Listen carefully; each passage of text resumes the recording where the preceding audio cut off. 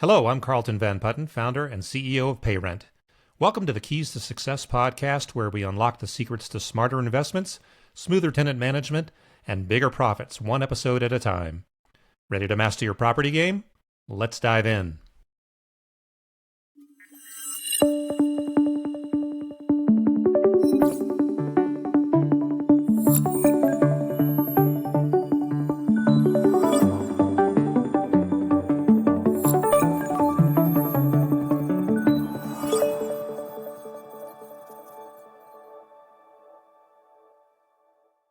Welcome back to Keys to Success, where we unlock your rental knowledge one lock at a time.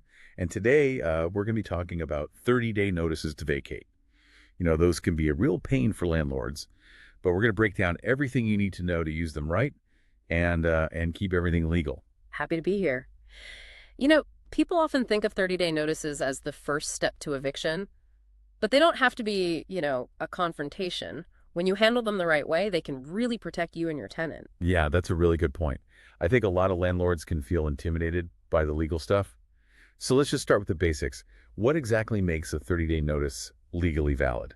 It's kind of like a recipe. You need the right ingredients. First, you need the date the notice is issued and the date the tenant is supposed to move out, which should be the same as when rent is due. Okay, so like if rent is due on the 1st of the month and I give the notice on the 15th, the tenant still has until the 1st of the next month, not 30 days from when I give the notice. Right, and you have to say why you are giving the notice. Some states don't require a reason if you are not renewing the lease, but it's always a good idea to include one, just to be clear and avoid confusion. That makes sense.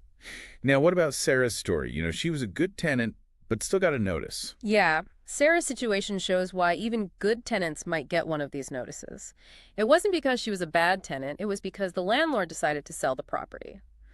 What's important is that because she had a good rental history and a good credit score, she could find a new place easily. So even if you can't avoid getting a notice, sometimes having a good record as a tenant can help. For sure. And that goes for landlords too. Like, tenants want a good landlord. You want good tenants who take care of your property.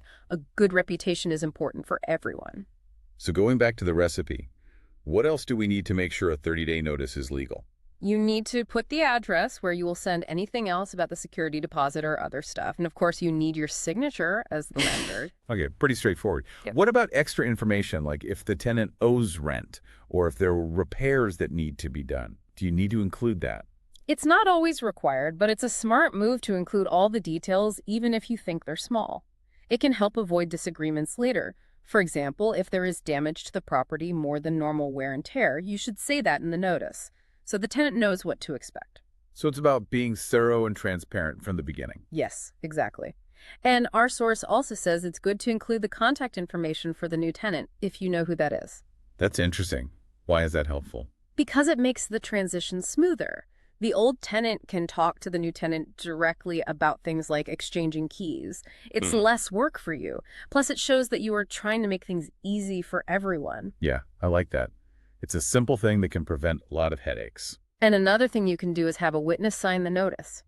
It's not required, but it can give you extra legal protection if there are any problems later on. Like an extra layer of security. Right. It makes your documentation stronger and creates a clearer paper trail. So now let's move on to how you actually deliver the notice. How do you get it to the tenant in a legal way? Right. So we have our perfectly written 30-day notice. What are the ways to deliver it? Well, there are a few options.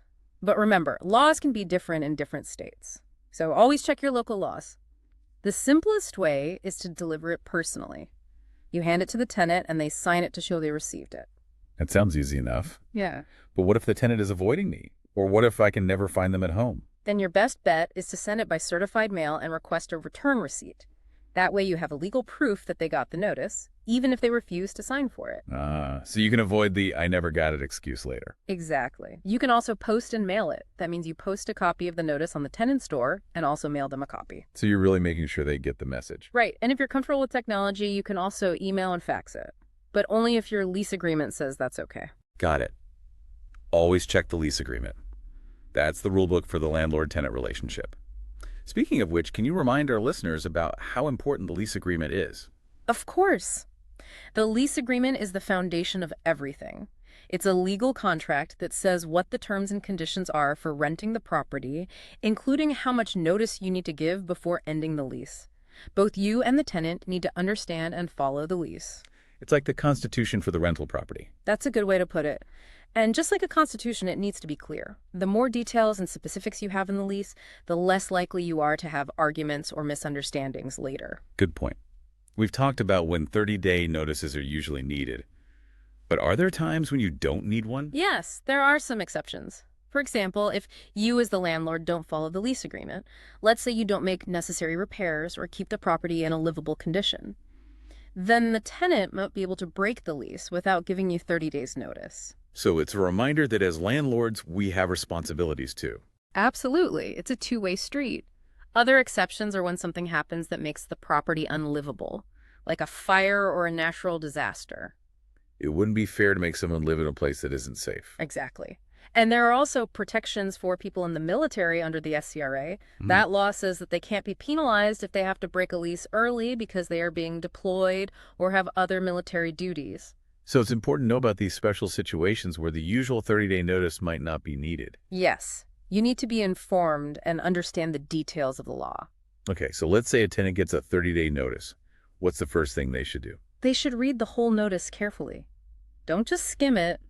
Pay attention to the details, like the move-out date, any money they owe, and what could happen if they don't follow the notice. So knowledge is power here. It really is. Yeah. Once they understand the notice, they can make good decisions. Some tenants might be having money problems and might just want to ignore the notice, but that is never a good idea. Yeah, ignoring a problem doesn't make it go away. Exactly. The best thing to do is to talk to you, the landlord. Explain the situation and see if you can work out a payment plan or something. You might be surprised how many landlords are willing to be flexible if the tenant is honest and tries to work things out. It's always better to try to find a solution that works for everyone. Definitely. So once the tenant understands the notice, they have a few options. Okay, let's go over those. What are their choices? They could try to negotiate. Maybe they can ask for more time or offer to fix anything that violates the lease. This shows that they want to work things out. And it might be a good option if they really want to stay in the property. So there's always room for talking and finding some common ground. A lot of times there is. If they decide that moving out is the best thing to do, then they need to follow the notice and move out by the deadline. And they need to make sure the property is in good condition, as stated in the lease. Leaving things in good shape helps keep a good relationship, even if they are moving out. Exactly. It's about ending things respectfully. And remember, if a tenant thinks their rights have been violated, or if they think the notice isn't valid, they can always file an appeal with the right authorities or talk to a lawyer. So tenants need to know their rights, and they should get legal help if they need it. For sure. It's about making sure tenants can stand up for themselves. Now let's talk about the landlord side. Can you remind us about our most important responsibilities? Sure. As a landlord, you have to provide a safe and livable place. That means taking care of maintenance, making repairs on time, and making sure things like electricity and water are working. It's about creating a place where tenants feel comfortable and safe. Yes. And you have to respect the tenant's right to quiet enjoyment of the property. That means you can't bother them or interrupt them for no reason. It's their home even if they're renting it. Exactly. And of course, you have to give them proper notice if you want them to move out or if you are evicting them. You have to follow all the laws and treat your tenants fairly and respectfully. That's all part of being a good landlord. So it's a balancing act. We have to do our part and respect the tenant's rights. It is. When both sides understand their roles and responsibilities, you have a much better landlord-tenant relationship. We've mentioned state laws a few times. Why is it so important for landlords to know about the different laws in different states?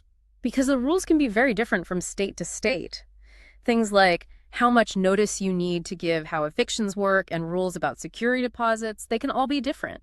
If you just rely on general knowledge, you could make expensive mistakes. So you really have to do your research and understand the local laws. Absolutely. And if you are not sure about something, it's always best to talk to a lawyer or your local housing authority. Better be safe than sorry when it comes to legal stuff. Now let's talk about the big question. What happens if a tenant just ignores a 30-day notice? Ignoring a notice is never the right thing to do. It can lead to a lot of bad things happening, like being evicted by a court order. So it's serious business. Yes, it is. Ignoring it will only make things worse. Besides being evicted, what else could happen? They could end up owing back rent money for damages and even legal fees. That can really hurt their credit score and make it hard for them to rent again in the future. So it could turn into a big financial mess. Yes, it could. And in some cases, ignoring a notice could even mean the police come and force them to leave. So it's clear that both landlords and tenants need to take the 30-day notice seriously. Exactly. It's about respecting the legal process, doing what you're supposed to do, and avoiding conflict and financial problems. It's a win-win for everyone. I agree. It creates a better and more respectful relationship between landlords and tenants. Yeah, it's about having a system where everyone feels like they're being treated fairly. Well said. So to wrap things up, what's the one thing you would tell our listeners about 30-day notices? I would say understanding how 30-day notices work is so important for being a successful landlord. It's about protecting your property, avoiding legal problems, and having good relationships with your tenants. Couldn't have said it better myself. Now, before we go, I want to leave our listeners with something to think about. How can landlords make giving these notices less stressful for everyone? That's a great question. I think it comes down to communication, being understanding, and remembering that both landlords and tenants have needs that are important. I really like that. It's about finding a balance and being fair. Exactly. And sometimes that means doing more than just the minimum that's required by law. Maybe you give the tenant a few extra days to move out if they have always been a good tenant, or maybe you give them some resources to help them find a new place to live. Those are good examples. Yeah. It's about remembering that we are all human. Right. And even small things like that can make a big difference in keeping a good relationship with your tenant, even if they are moving out. And a good relationship is good for everyone. It builds trust, makes communication easier, and just makes things smoother overall. Exactly. When both sides feel respected and heard, it's a good foundation for a successful rental experience that benefits everyone. That's a great point. Right. Now, speaking of successful rental experiences, I have to mention Parent. Their online rent collection platform is a game changer for landlords. It makes everything so much easier, from getting rent payments to communicating with tenants. It really is a great tool. It has features like automatic reminders, and you can accept different payment methods. Parent makes collecting rent much smoother for everyone. And when landlords have less stress, they have more time to focus on other things. Exactly. It's about working smarter, not harder. And Parent definitely helps with that. A big thank you to our expert for sharing their knowledge with us today. You're welcome. And to all our listeners, be sure to tune in to our next episode of Keys to Success, where we will unlock even more secrets to becoming a great landlord. Until then, happy renting. And remember, knowledge is the key to success in the rental world. Keep learning, keep growing, and keep those keys turning. We hope you enjoyed this episode of Keys to Success.